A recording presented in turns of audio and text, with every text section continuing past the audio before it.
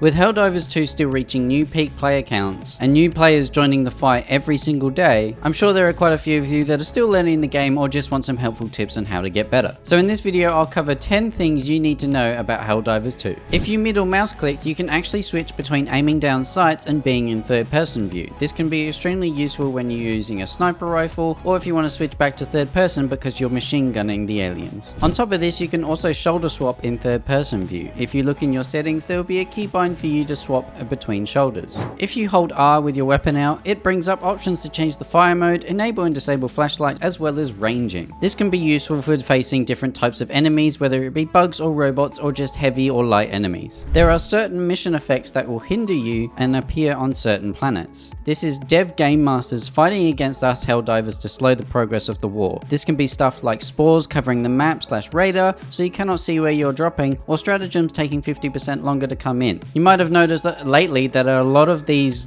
debuffs are appearing on the bug side of the war. That's because most of us are actually fighting the bugs and focusing on that front of the war. So we're getting a lot of debuffs to slow us down against the Terminids. So this is just a helpful reminder to go fight the bloody robots. No, God! You might have also noticed that there are major orders. Major orders are community level objectives that Helldivers can work towards to earn rewards and bonuses for our effort in the war. For example, currently the major order is to defend against 8 automaton offensive campaigns. For this, each member will get 12,500 requisition slips, as I'm sure some other bonuses along the way to help us in our fight against the automatons. And this also works at a personal level where you'll have a personal order for your squad or just you as an individual, and it might be something like you have to kill 8 bile spewers to get requisition slips, or a free EMS strike stratagem as an example. When you look in the superstore or even in the battle pass, you might notice that there are some armor sets. These armor sets also have passives attached to them. You can preview these effects by hitting tab on PC or triangle on PS5 in the store or in your armory, and these effects can be stuff like an increase in the amount of stims you can go into battle with, or being able to throw stratagems and grenade further due to a robotic arm, meaning you can kill friendlies a lot further away. Oh god.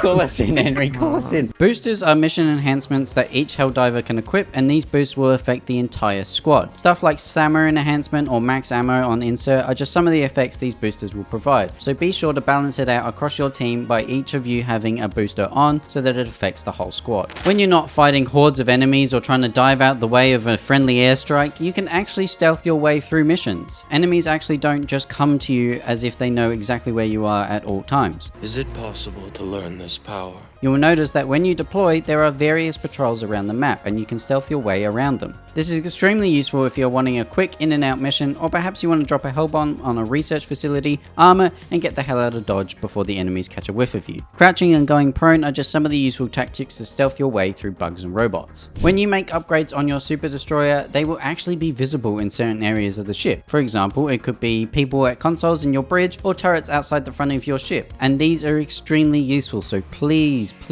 don't forget the samples. Samples are what you use to upgrade these things on your ship, and they are extremely useful for getting more effective at higher difficulties, especially in the late game. And just real quick, here are some quickfire tips. Diving backwards and still being able to shoot makes you look cinematic as f***. Check your settings and gameplay for some helpful options for how your weapons work in game. This can be stuff like individual weapons, remembering which sight you prefer, whether it be aiming down or in third person. Remembering the weapon functions, like what rate of fire you want to be firing at, what kind of range you want the weapon to be at, as well as weapon switch mode, which is when you pick up a weapon, it will automatically switch to it. You can actually turn this off and on. Stims don't just heal you, they also get rid of certain debuffs on you, like slowed, and raise your stamina back up and last for a certain amount of time. So be sure to use stims when you're getting through hordes of bugs and just want to get in there, get out, grab your samples, and just be able to heal at the same time. Landing on enemies to kill them quickly is extremely useful, especially when it comes to those big bile titans, or perhaps a charger that's chasing your friend down and you don't want to put down a friendly airstrike because that might kill him. But who really cares? Just put down the cluster bomb anyway. He doesn't care. Jesus. Oh, Jesus.